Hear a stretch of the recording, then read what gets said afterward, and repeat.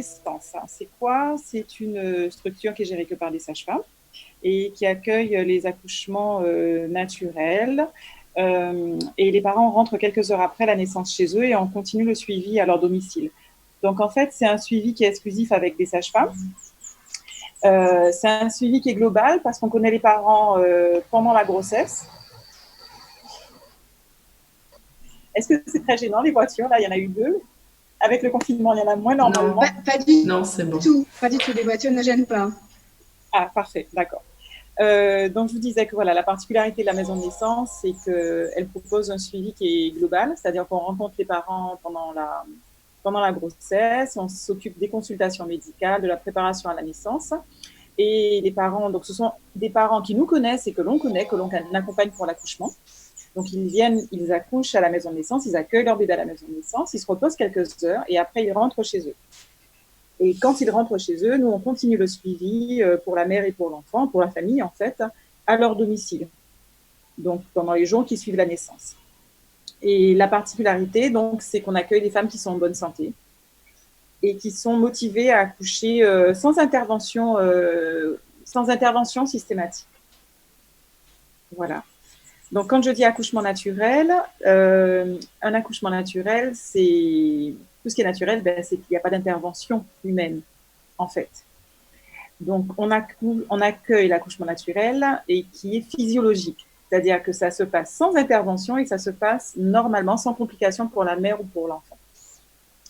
Voilà. Donc, ça veut dire que, comment dirais-je ça? Alors, je suis sage-femme depuis 19 ans. Cette maison de naissance, elle existe depuis mars 2017, donc ça fait 3 ans. Elle fait partie d'une expérimentation qui a été lancée par le ministère en 2015. Et on est 8 projets sur toute la France, en fait, à expérimenter jusqu'à la fin de l'année 2020. Voilà. Donc, ce type de structure n'existait pas avant en France. Ça existe dans d'autres pays occidentaux depuis bientôt 40 ans. Et nous, on expérimente en France. Voilà. D'accord. OK. Et donc, pour toi, enfin, sauf si Sabrina, tu voulais intervenir. Vas-y avec ta question. Alors, non, moi, j'allais te demander, donc c'est une expérimentation, mais du coup, comment, la question qu'on a posée à tout le monde, c'est savoir comment tu vois la Guadeloupe de demain. Alors, je suis très fière de la Guadeloupe. Okay. Je suis très optimiste pour la Guadeloupe.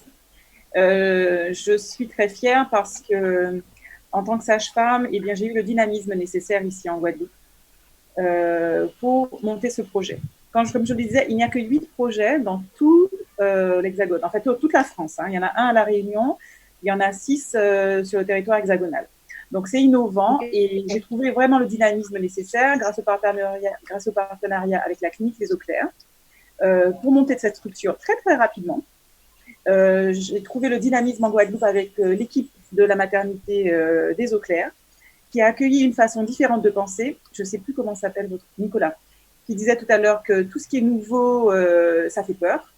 Eh bien là, les gens ont surmonté leur peur, ils ont été dynamiques, ils ont appris à nous connaître parce qu'ils ne nous connaissaient pas, on n'avait pas travaillé dans la structure. Donc je suis très optimiste pour la Guadeloupe. Et donc je vois une Guadeloupe qui est une terre fertile pour innover, en fait. Nous rencontrons des parents qui viennent à nous de tous les horizons, de toutes les classes sociales, et qui ont envie de donner de l'importance à ce qu'ils sont, à leurs particularités. Et la maison de naissance, c'est vraiment, nous, l'équipe des sages-femmes, on est vraiment dans cette dynamique. Il n'y a pas un modèle type, j'insiste là-dessus, il n'y a pas un modèle type. Les parents viennent de vraiment tous les horizons. C'est pas parce qu'on dit naturel que ce sont des bobos avec des locks ou voilà, non, pas du tout. Ils viennent, ils ont tous les styles de famille, tous les styles de vie.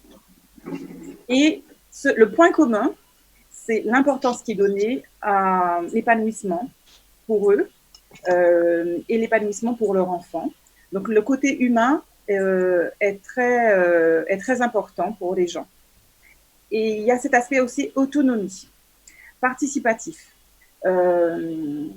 Cet aspect, en fait, être acteur de ce qui se passe. Pas juste être là et donner la responsabilité à d'autres. Voilà. Donc, on accompagne les parents. C'est pour ça que je dis, j'accompagne pas les femmes, je les accompagne pour la naissance. J'accompagne les familles, j'accompagne les papas, j'accompagne la fratrie, les autres grands frères, grands sœurs, à accueillir ce petit bébé, les grands-mères, les grands-pères quand ils ont des questions qui se posent. Et il y a donc cette dimension de la famille élargie. Il y a des fois des amis aussi qui viennent en séance de préparation à la naissance. Donc, il y a cet aspect aussi collaboratif. C'est-à-dire qu'il y a un petit être humain qui arrive, et il arrive dans une famille, dans un environnement social, amical, dans une société. Donc, il n'est pas isolé. Ce n'est pas juste la mère et l'enfant, en fait, comme souvent on le voit. Alors, je n'ai pas répondu à ta question, excuse-moi, je suis partie là sur d'autres aspects. Tu as répondu en partie. En gros, tu la vois, donc déjà, tu la trouves fière et tu es fière de la Guadeloupe et tu es optimiste. Est-ce que dire que tu t'attends à ce que la Guadeloupe de demain soit actrice, que les Guadeloupéens ou que ceux qui sont sur le territoire soient acteurs de ce qui se passe, à l'instar des parents que tu accompagnes, est-ce que ça serait ça, ta Guadeloupe de demain? Oui, c'est tout à fait ça et je pense que l'émission le montre en fait, puisque ça s'est fait très rapidement et vous avez réussi à rassembler plein d'acteurs en si peu de temps, donc bravo. Et c'est vrai que c'est intéressant aussi de pouvoir se mettre en lien. Parce que nous, dans notre projet, là, on est à fond dedans depuis 4 ans. On a la tête dans le guidon et ça fait énormément de bien de voir qu'il y en a d'autres qui sont passionnés et de se mettre en lien, de pouvoir échanger. Moi, j'aimerais pouvoir échanger avec d'autres personnes qui ont envie de monter une structure, qui ont envie qui se posent des questions, qui ont peur d'y aller. Je pense que c'est ça qui est intéressant là dans votre démarche parce que finalement, on a très peu de temps pour présenter ce qu'on fait. Mais ce qui en ressort, c'est qu'on a ce dynamisme, cette volonté de faire changer les choses, cette passion. Et je pense que ça peut être inspirant. On peut s'inspirer les uns des autres, en fait. Ok, alors, super. Il y a Elodie qui va avoir quelques questions à remonter, je crois.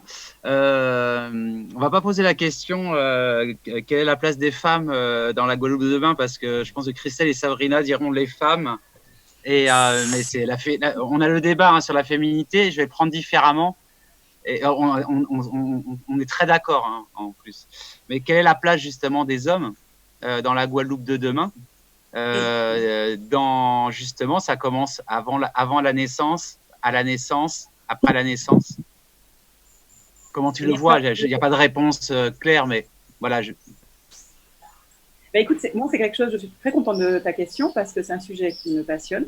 Et pour moi, la naissance, ce n'est pas une histoire de femme. C'est une histoire qui concerne aussi bien les hommes que les femmes. C'est une histoire de couple, c'est une histoire de famille. Donc pour nous, à la maison de naissance, les papas sont aussi importants que les mamans et ils sont ravis de ça. Au début, ils se disent « Ah bon ?» Elle me demande comment je vais, oui. Et moi, je trouve ça génial, ça me passionne, cette dimension. J'avoue que quand Christelle dit le monde de demain sera féminin, tu dis la valeur féminine. Et moi, le monde de demain, c'est un monde masculin-féminin.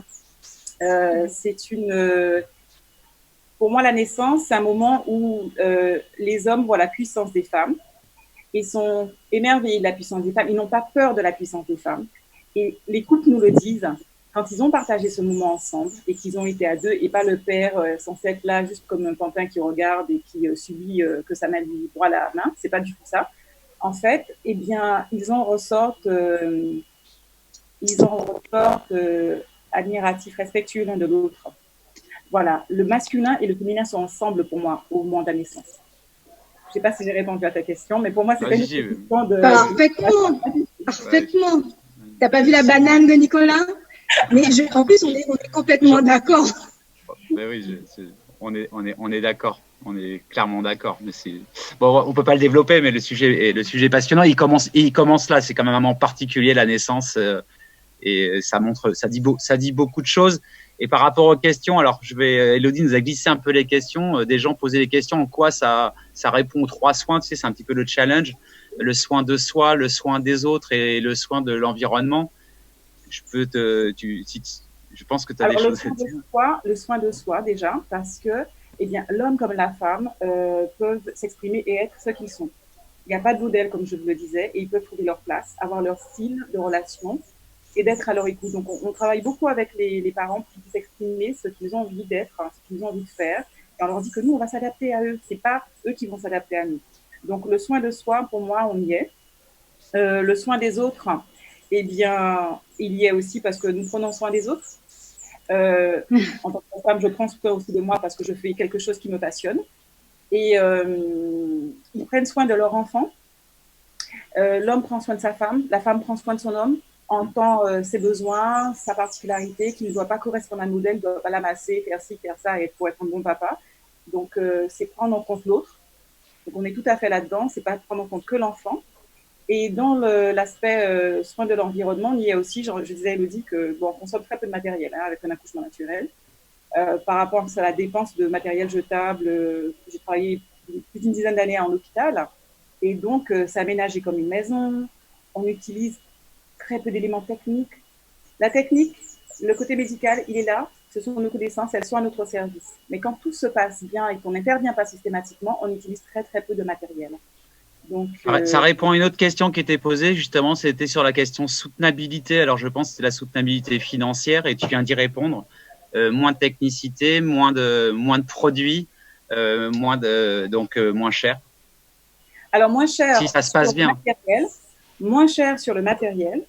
Et en fait, dans le modèle de la maison de naissance, j'ai fait un modèle économique et on voit bien qu'on investit plus sur l'humain, sur le fait que les sages-femmes se réunissent, qu'elles soient d'astreinte, qu'elles soient présentes auprès des gens, qu'elles passent plus de temps avec les gens. Donc, dans notre modèle économique, on voit bien que ce qui coûte cher à la maison de naissance, c'est l'humain. Et ce n'est pas le matériel.